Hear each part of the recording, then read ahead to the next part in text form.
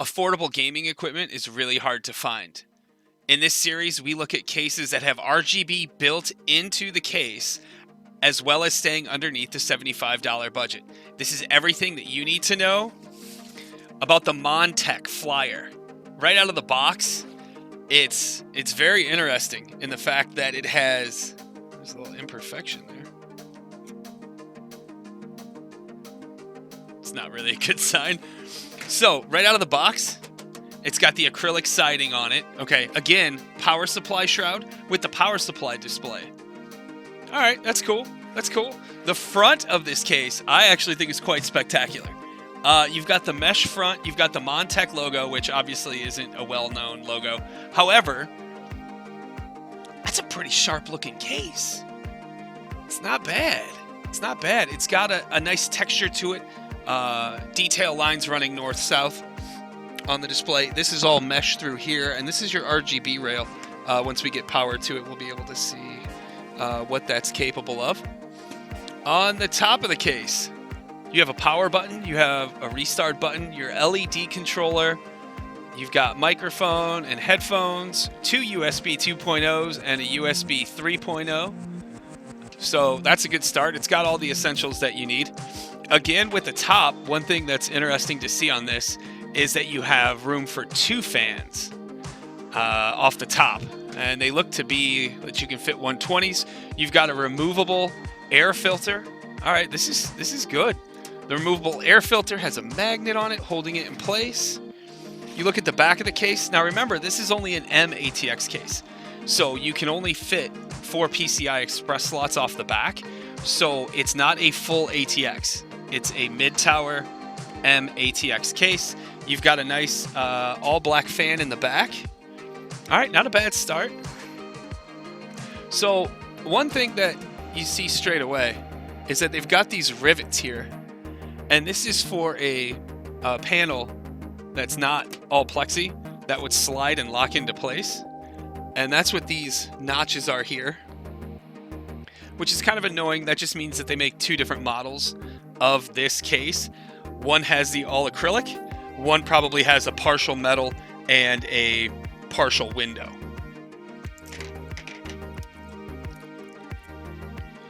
So the plexiglass is not tinted in any way, shape, or form. You can see all these wrinkles in it. That is not actually the plexi. That is the protective filament that's on it. See how they all go away?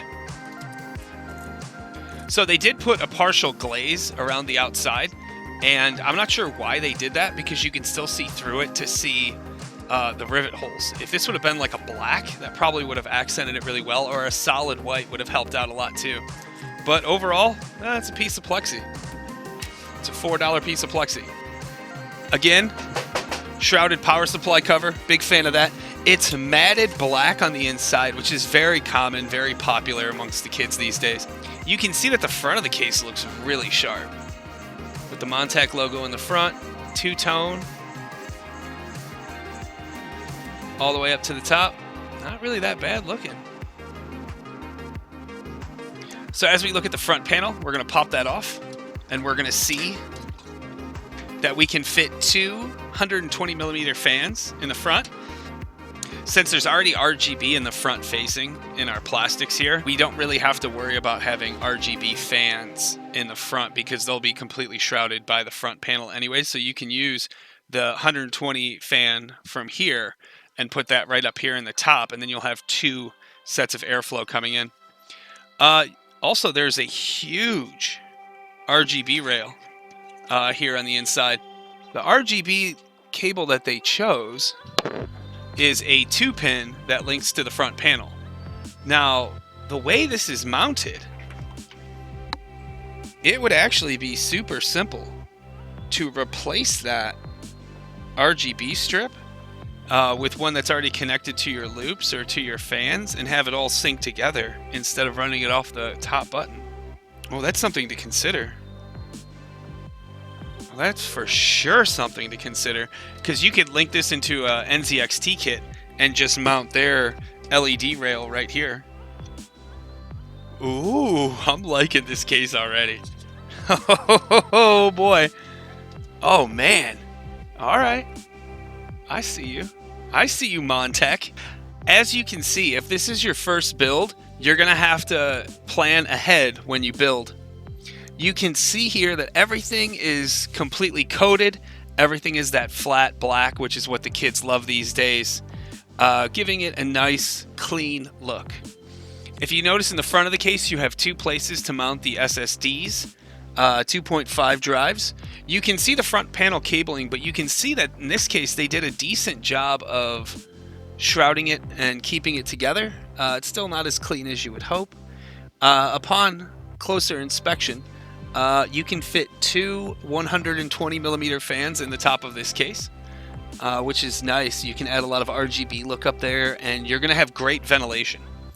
Again, as I always talk about, you really want your case to be able to breathe, and having this extra two fans up here as compared to like only having one or not having any at all is really going to allow that to pull that hot air up, because when that hot air fills in your computer and it comes off the graphics card and it comes off the processor and it comes off the RAM, it wants to naturally rise because hotter air is less dense than colder air, so the hot air will always rise.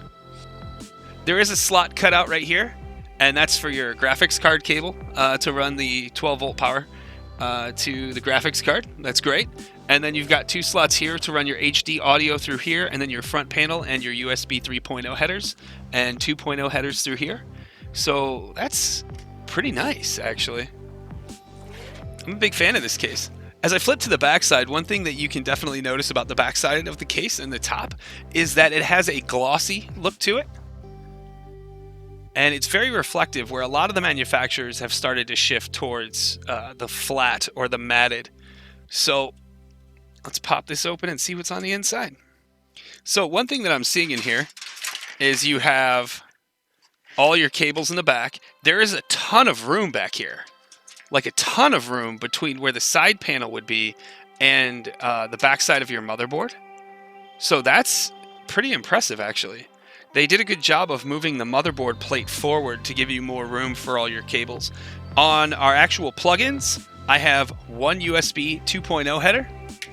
I have an HD audio for the front panel. And then I've got a USB 3.0 that also comes with an adapter for a 2.0. So if you don't have USB 3.0 on your case, you can use the 2.0 adapter. We've seen that before. I don't recommend it, but it's fine. And then this is going to be your SATA, which I would assume is going to run our front panel RGB.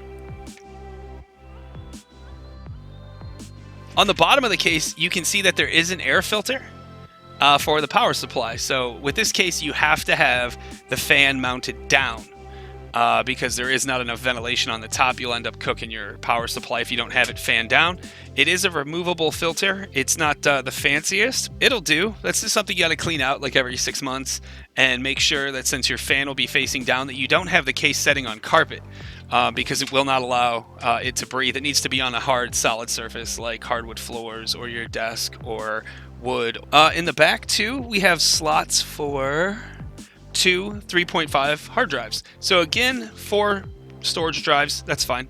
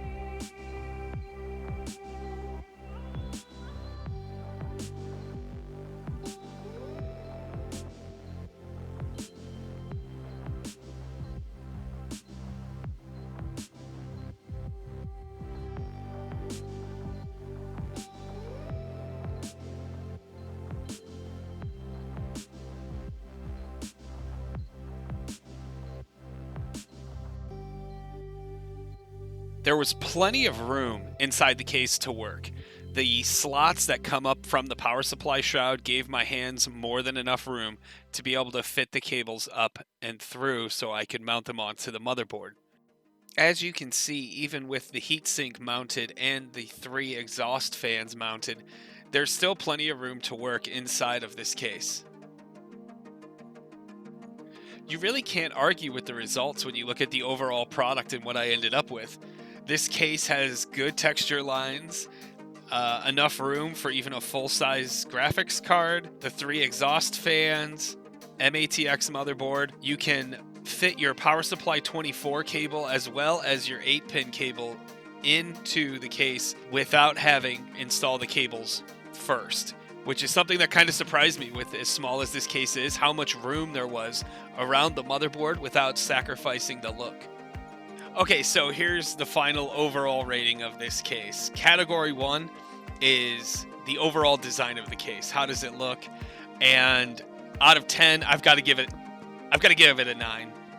It's a very, very good looking case. I love the two-tone. I love the glossy finish to it. Everything's going matted, so it's nice to see something that's a little bit different. Category 2, which is the most important category, is the airflow. This case has multiple places to properly circulate your air through filtration. There's filtration on the power supply, there's filtration on the front panel, there's filtration on the top exhaust 2 fans where you can have the 2 120s on the top. That is exactly what you want in a case. It's going to help your case breathe. It's going to help circulate that cold air through the bottom and out through the top. That's exactly what you want. I'm giving it for airflow a 10. It's getting a 10. It's a perfect score. Very impressed with the overall look in that regards. The third category is storage. Again, it's a small case. There's not a lot of room.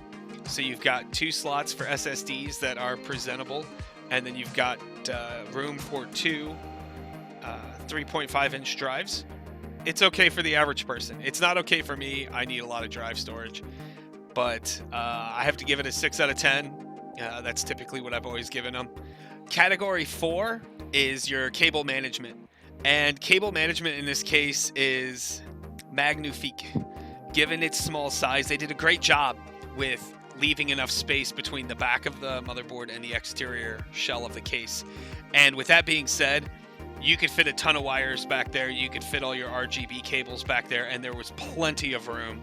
Super impressed by the way that they designed that aspect of the case. I'm giving it a 10 out of 10. It was just fantastic. Category 5 is that built-in RGB. And I've got to say, the RGB on the front panel wasn't that impressive.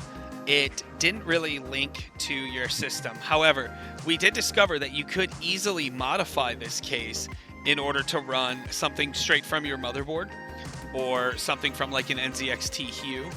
And with that being said, the way it was built in, I like how it has the gloss finish to it. I like how it runs the entire length of the case. I'm going to go with a 7 out of 10 just because it's functional and just because it can be modified easily without having to worry about breaking down glue or breaking down the plastics. So the overall score for this build, when you add it all up, is 42 out of 50.